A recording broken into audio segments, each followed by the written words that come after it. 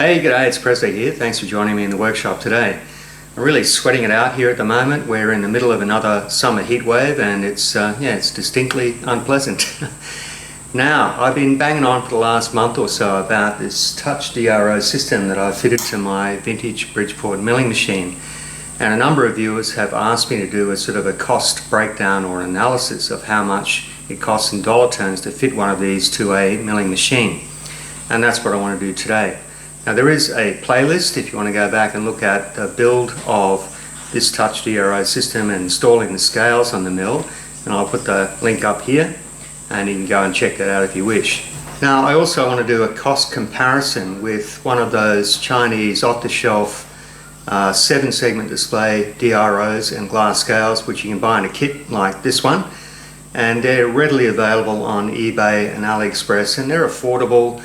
And they're a known, proven type of kit that you can fit to a lathe or a milling machine. Now, I have had some experience with those 7-segment display type DROs, and I had one fitted to my previous milling machine, not this one, but I had a 3-axis version fitted on my last mill, and I've got a 2-axis version fitted to my Colchester lathe. So let's have a look at what's on the lathe. I bought this as a kit, so it included the display and 2 glass scales fitted to the lathe.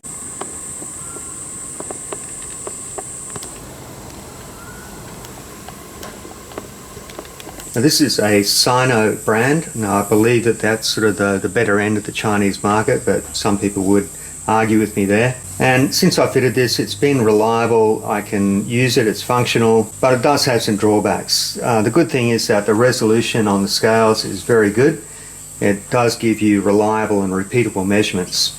Now the downside with any of these units that have the 7-segment displays is you've got this one section of the display here for alphanumeric characters. And when you go into some of the functions, not that I would do this on the lathe, but if you were to go into the hole pattern function here, then you've got to deal with the cryptic comments that come up here. So CT POS or CT PO5, who knows what that is? It's actually center position. And if we go down through the menu, you need to be able to decipher what that alphanumeric display wants you to do. So clearly that's diameter. Then we get to the number of holes in the pattern, so you can enter the number up here. And ST ang, so it's starting angle. ED ang, ending angle, right?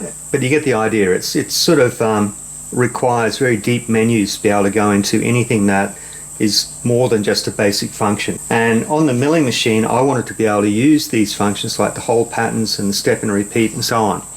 And I just didn't like the idea of having to decipher that or go back to the manual every time you want to try and work out one of these sub-menus. But as I said, glass scales, yes, they are accurate, and I've had this on a lathe for now, I think about 5 years, and the scales have been fine.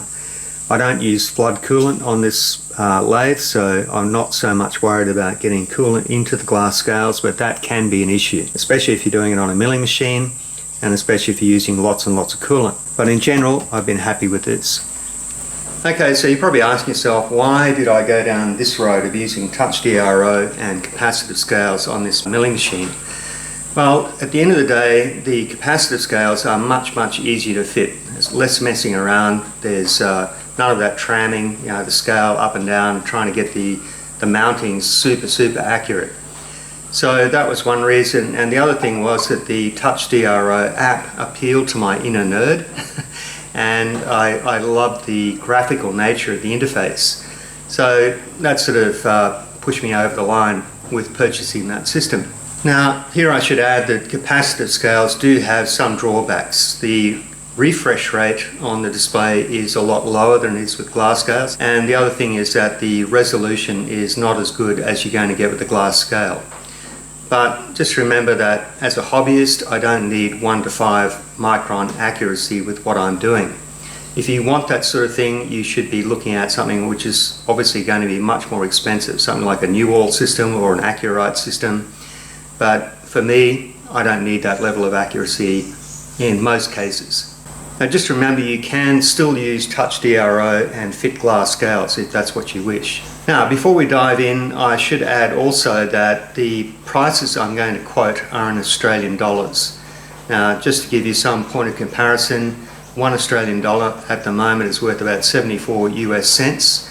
It's worth about 56 UK pence, and I think it has roughly parity with the Canadian dollar. Now, I've also included 10% goods and services tax, which we pay here in Australia, and I've also included shipping where that was applicable. So when you're listening to the prices that I'm quoting, just keep that in mind. It is Australian dollars.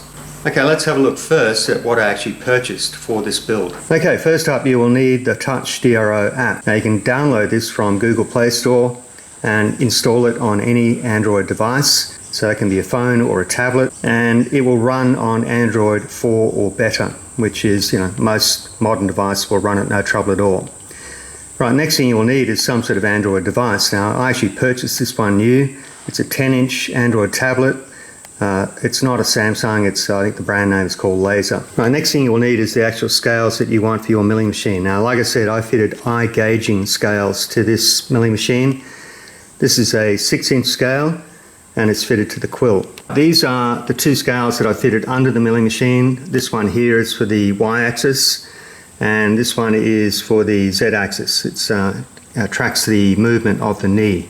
Now these were both purchased as 600mm or 24-inch scales, and they've been shortened to fit, and that's one of the big advantages of the capacitive type scales. You can just whip out a hacksaw and cut them to whatever length you want.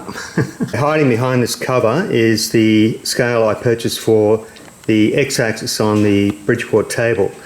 Now this was purchased as a 36-inch scale, or roughly 900mm long, and it was also shortened slightly to make it easier to fit, and it has to be able to fit between these outlets for the coolant.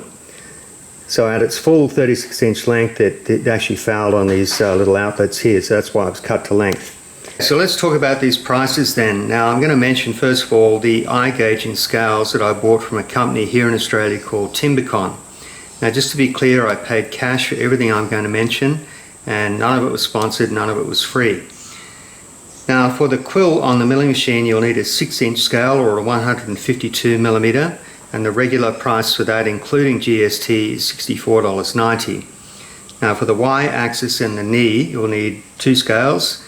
They're both 24-inch or 609mm, and they are $95 each.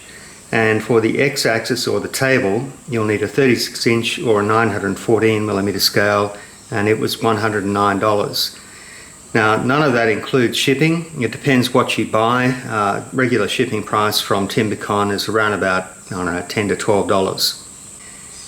Okay, next we need to talk about the Bluetooth adapter, which is sold by yuristoys.com, and they have a store, and there are some different options there. Now, depending on whether you want to go for a kit, which you build yourself, or buy the pre-made board option, there's different pricing structures for both of those. And it also depends on whether you're going to use iGaging scales or glass scales or magnetic scales. I'm just going to mention the one that I bought, which was the pre-made board for iGaging scales. So the Bluetooth adapter, including shipping from the USA and taxes, was $157, but you can also buy the Bluetooth adapter with the case already pre-made, including shipping from the USA, at $188. Okay, next up is the 10-inch tablet that I bought. Now, the one that I purchased was a Laser brand, which is like the dirt cheap model, and I bought it from a company here in Australia called Officeworks. That came in at $98. Interestingly, when I went to buy that, the salesperson tried to talk me out of it. They suggested that it wasn't all that good. I did explain that I only had to do one job, and that was to run just that one app. A better option would be a Samsung, but at this point I just wanted to buy something cheap to see if it was going to work. So that's $98, and once again that includes GST. Okay, so the total that I paid for 4 scales, the bare Bluetooth adapter and the 10-inch tablet, was $618.90, including all the shipping and all the taxes. Okay, just for comparison, let's look at what it would cost you for glass scales. Now, I looked on eBay for these, and I found a company here in Australia, but obviously they're made in China and they're coming from China. But if you bought from this company, you would at least have some sort of local warranty or someone local to deal with. Now the thing with glass scales is they come in fixed lengths, you can't shorten them. The sizes I'm going to quote are correct for the Bridgeport mill, and obviously you would have to think about how you're going to fit that to your mill if it was something different. So for the quill you would need a 150mm glass scale, that's $65 including GST. For the y-axis you would need a 450mm scale, that's $72.99. For the knee you would need a 550mm scale, that's $74.99, and for the x-axis you would need an 850mm scale at $94.99. Now that doesn't include shipping. Once again, it depends on what you buy in one hit. It would obviously be more expensive if you bought those separately, and you would have to deal with eBay or the seller to work out if they could combine shipping. Alright, for the alternative course, you would need a digital readout. This is one of the 7-segment display types. Usually they come from China. The one that I looked at as comparison came from eBay. It's a 3-axis with 7-segment display, but it is not capable of doing Z-axis summing. In fact, it's not even capable of showing the 4th axis, which would be the lift of the knee. But that came out to $220, and there is $17.35 shipping from Melbourne in Australia. If you total up the cost of that DRO, the 3-axis and the 4 glass scales, it comes to $452.98. Now obviously that's cheaper than what I paid for the TouchDRO and the 4 iGaging scales, so we're looking at $618 as against $452. Now if you were looking to get something that did have some sort of graphical readout which matches up with what I can do with the TouchDRO on that 10-inch tablet, you would need to go for one of the more recently developed LCD display 4-axis DROs. Now once again, these are available from China. The one that I'm showing you here now came from eBay and includes free shipping from China. Now it has RS232 sockets that match up with the glass scales, and as far as I can tell it has no summing function, but it does have the separate U-axis readout. Now these LCD type DROs do include some graphical functions, and from what I've seen, I watched a number of videos, they look very good. So if you were to purchase something like that, so the 4-axis LCD DRO with the graphical display, that comes out at $306.30. So if you were to add that to the 4 glass scales, it comes out to $614.27. So just looking at that comparison then, that's $614.27 compared to $618.90, give or take, for what I paid. So if you go down that second route, you do get the glass scales and you get the inherent accuracy that comes with them. You don't get the flickering problem that you get with the iGaging type scales. However, they're more complicated to fit, and I cannot vouch for the longevity of that LCD DRO. Now, I suspect that you might get issues with them down the track. The good thing about the TouchDRO app is that you're actually buying some future proofing. So because the app can be updated, and I know that Yuri has done that a number of times already, new functions can be added to that and existing problems can be sort of ironed out as the app matures. So you've got to factor that in if you're thinking about buying one of these Chinese LCD DROs, and if you decide to go with the TouchDRO system, then you have that sort of guarantee that at least down the track we can get some new functions added to it at no cost. Well, there you go. I hope you found that instructional. Now, just in summary, I guess I should say that I could have fitted this mill with a 4-axis Chinese DRO and glass scales for about the same price as what I paid for this system. Now, at the end of the day, I figured that it would be hard to get a cheaper style Chinese DRO with the axis summing function. And with this style of mill that has both a quill and a knee, having that function for me anyway was a bonus. And I should also mention that if you already own an Android tablet, which you're not using, then you're sort of head on the deal already. Now, you've got to decide whether you can live with this flickering type display. Now, up until this point, I haven't found it to be a particular problem, but it is something to be aware of. Now, I also want to give you like a real-world application of this TouchDRO system. And I have to make a series of these circular plates. they've got to have 4 holes drilled on a 130mm pitch circle diameter, and the material is 6mm thick hot rolled steel. Now you're probably saying, what do you want that for? Well, the answer is I'm going to build an industrial style bird bath. Now I can hear you sniggering already, and you're probably saying, why does Mark want an industrial style bird bath? Surely something that's decorative and pretty, that's what you want. Well, no, actually, because we have a large population of native Australian magpies. Now these birds are the complete bastards of the avian world. They are malevolent and relentless in the spring. If you walk outside and go anywhere near their nest, they'll attack you, and not only you, but your dog and your cat and your children as well. And I figured that being a bird of that type, they really need to have a heavy-duty steel bird bath. So that's what I have in mind. And still not convinced? Alright, I submit to the court Exhibit A and Exhibit B. And now I rest my case. So you can see that they're not the sort of the pretty birds, so they do need to have like a man's bird bath, I guess. So what I thought I'd do is, using TouchDRO, we'll set out and drill this pattern of holes, and we'll see how it performs. Before I do that though, I thought I'd show you this little trick that I've got here with this clamping system, because it's particularly interesting. This is an idea I saw on Instagram. Now, Gary Sneesby runs a company here in Australia called Eccentric Engineering.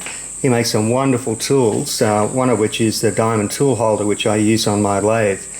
But because he does a lot of setups on milling machines and he's got to swap parts out and do production runs, he came up with this idea of using a rubber hose. Now, I'm using just ordinary garden hose, but I think he recommended that rubber heater hose because it's a little bit fatter and got thicker walls.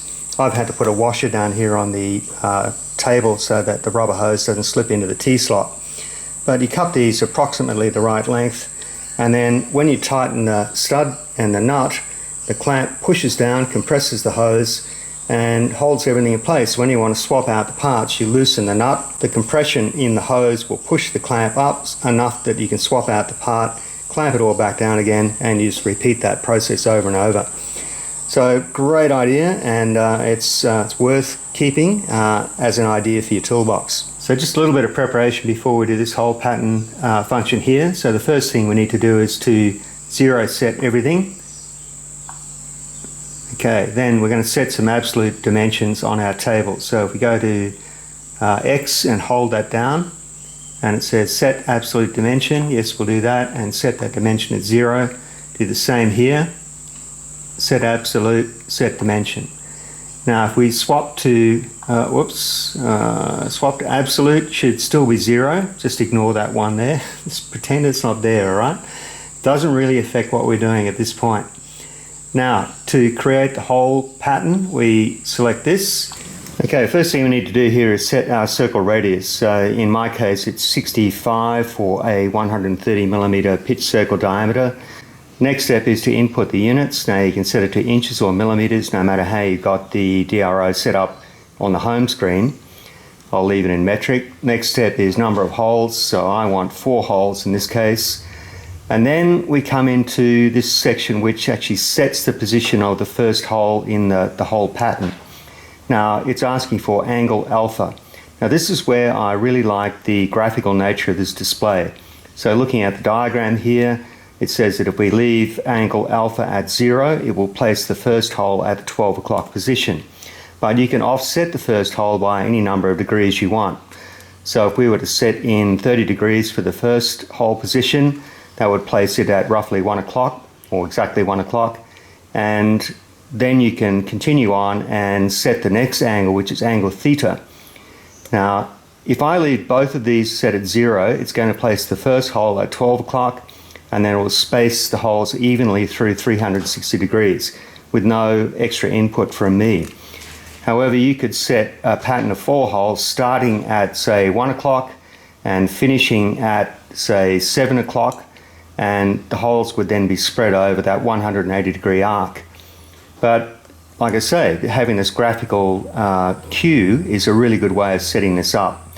So I don't need to do anything here. I'm going to leave this set at 0 for alpha, 0 for theta, and then we select create circle. Now what you will see next is a list of coordinates down the right hand side of the screen, and all you would need to do here is to drive the spindle towards the coordinates that it shows for circle 1, then 2, then 3, then 4. And that's pretty much the same with any DRO that you're likely to use. However, the thing that I really like is there's a graphical preview. So if we come over here and we select, where is it, preview workspace. So when we preview the workspace, there's an option here and it says auto select nearest point. So if we do that and then start moving the spindle towards any point, it will initially start to count upwards in either X or Y, and then as you approach that point, we'll begin to count downwards towards 0. So I'm going to try driving the spindle towards the 12 o'clock position. Now, just trust me, I know it looks like it's moving downwards, but it's not. It's actually moving towards the 12 o'clock position. Now, when we get to within, say, 5 millimeters of that position, you will see this count in Y start to change. And there it goes now. So now we're driving down towards 0, and you see here the cursor is starting to approach that cross. So when we're spot on 0, we're actually on that coordinate. Alright, overshot that a bit. Now we got backlash. There it is. Alright, close enough, you get the idea. So let's have a look at the actual job on the table now. Okay, just for fun, I'm going to drill all 4 of these holes with the center drill, and then we'll go back through the hole pattern again with a larger diameter drill bit, and we'll do each hole again and see how closely we match up.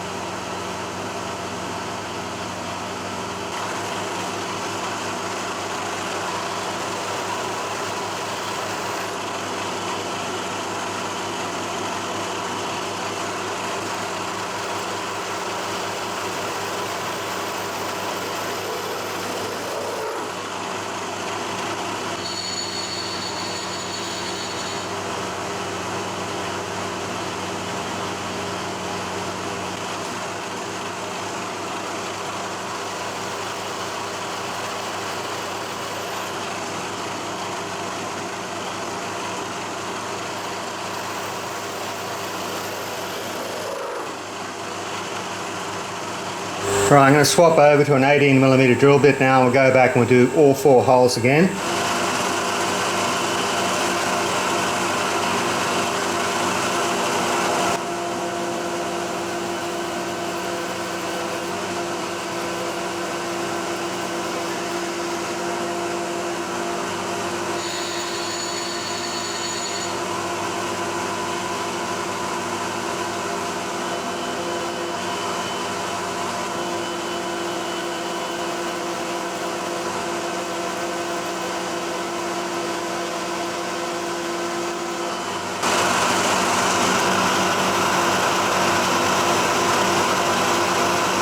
Let's do 6 o'clock.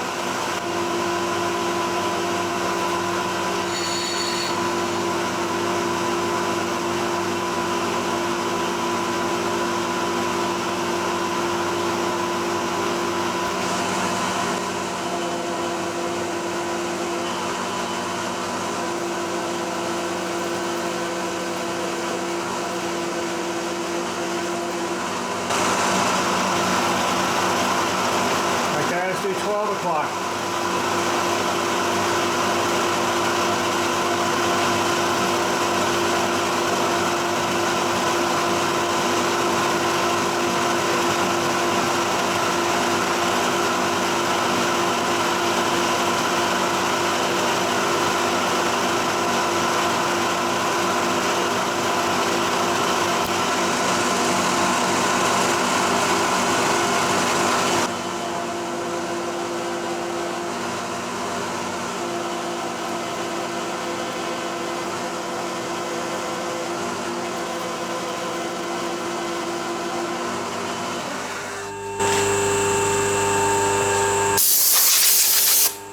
This is where this system works really well with the rubber tube underneath the clamp.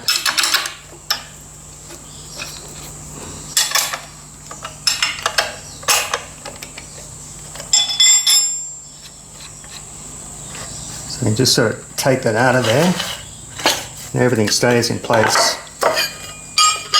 Well, here are 5 discs that I've just finished. Here's the one that I showed you in the video before.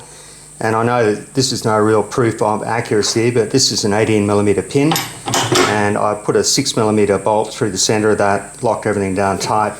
And I can drive that pin through. And I've tried it in the other sets of holes and I can get it to pass through, although you've got to tap it.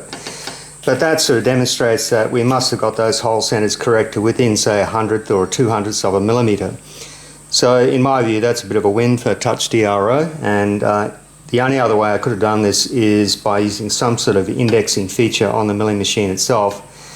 I don't have a rotary table big enough to do this, and I could possibly do it on my small CNC mill and spot drill holes and then open them up later.